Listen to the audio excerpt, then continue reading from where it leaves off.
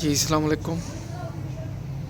یہ 716 ایپیسوڈ میں آپ سے ملاقات ہے. امید ہے آپ خیریت سے ہوں گے.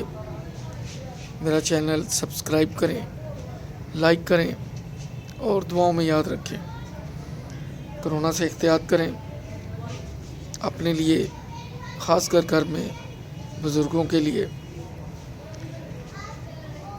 جب بھی لائک کریں تو 50% ویڈیو دیکھنے کے بعد کریں، اور جب سبسکرائب کریں تو پوری ویڈیو کے بعد کریں. جب کمنٹس بھی لکھیں تو آدھی ویڈیو دیکھنے کے بعد. بہت ضروری ہے، ادروائز یہی سمجھیں گے کہ ویسٹیج باکس میں سب کچھ چلا گیا. اس ایپیسوڈ میں آپ کو ایک خوبصورت سچ بتانے جا رہا ہوں. یقین کر لیں گے آپ، مجھے امید ہے. وہ کچھ اس طرح ہے، چونکہ کراچی بگ سٹی، وہاں پہ زرعی زمین نہیں ہے.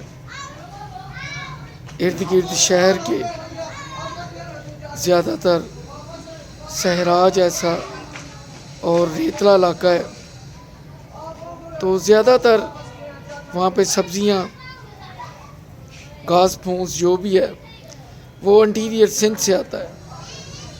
تو کراچی میں آپ کو پتہ ہے کہ گدھوں کی ایک معقول تعداد ہے. وہ گدھے جو مال برداری کے کام آتے ہیں، سواری کے بھی کام آتے ہیں. ایک وقت ہوتا تھا کہ باقاعدہ پارکنگ سٹینڈ ہوتے تھے گدھوں کے. میں مسقط میں بھی رہا ہوں، تو وہاں بھی ہمارے بینک کے ساتھ جو جگہ تھی، لوگ بتاتے تھے کہ یہاں گدھوں کا پارکنگ سٹینڈ ہوتا تھا. لوگ اپنے گدھے یہاں لا کے باندھتے تھے. اب تو عربی مرسیڈیز گاڑیوں میں گھومتے ہیں. تو کراچی میں بھی کچھ ماحول اس طرح کا تھا. تو ظاہر ہے جو گھاس وہ انٹیریئر سندھ سے آتی ہے، اور ٹرانسپورٹیشن میں وقت بھی لگتا ہے، 2-3-4 دن لگ جاتے ہیں. پھر وہاں پہ پنجاب جیسا موسم سرما نہیں ہوتا، وہ چند روز پہ محیط ہوتا ہے. جب سائبیرین ویوز چلتی ہیں تو تب، یا جب کوئٹے کی ہوائیں آتی ہیں.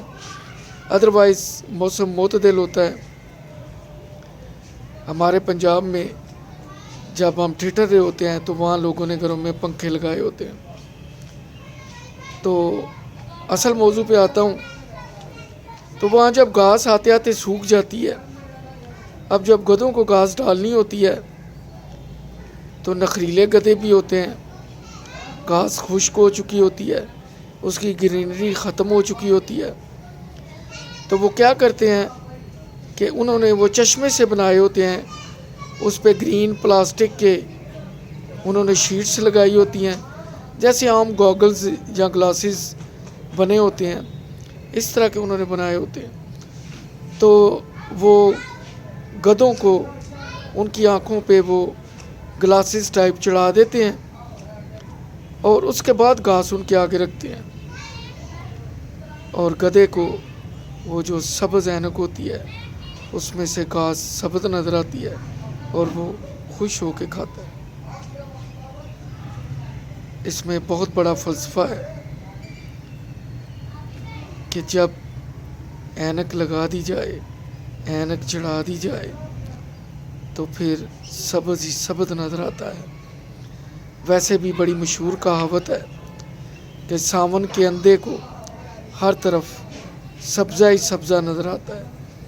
وہ کچھ اس طرح ہے کہ ساون کے موسم میں، ساون بھادوں میں جب کہ برسات بہت ہوتی ہے، ہر طرف ہریالی ہوتی ہے، خشک زمین پہ بھی گھاس اگاتی ہے. تو ساون بھادوں کے موسم میں ایک شخص اندھا ہو گیا. تو چند ماہ بعد کسی نے اس سے سوال کیا کہ سناؤ، کیا محسوس کر رہے ہو اس موسم میں، اس رت میں، کہ کھیتوں میں ہریالی ہوگی، خشکی ہوگی، کیا ہوگا؟ تو اس نے ہنس کے ایک ہی جواب دیا کہ ہریالی ہوگی. وہ اس لیے کہ وہ ساون کے موسم میں اندھا ہوا تھا، اور اس کو یہی تھا کہ اب تک ہر طرف ہریالی ہریالی ہوگی. جن کے اوپر جس طرح کی اینک لگ جاتی ہے وہ دور کی نظر کی ہو یا قریب کی نظر کی ہو، اس کو واضح نظر آنا شروع ہو جاتا ہے.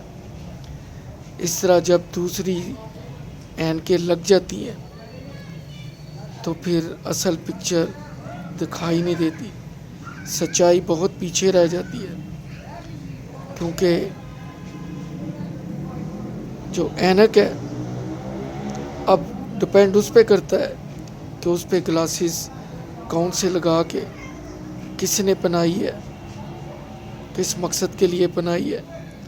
لہٰذا اس سے لاکھ کہو وہ یہی کہتا ہے کہ مجھے سبز نظر آ رہا ہے اور وہ کھاتا جاتا ہے. میرا چینل لائک کریں، سبسکرائب کریں، دعاؤں میں یاد رکھیں. آپ کی بہت مہربانی.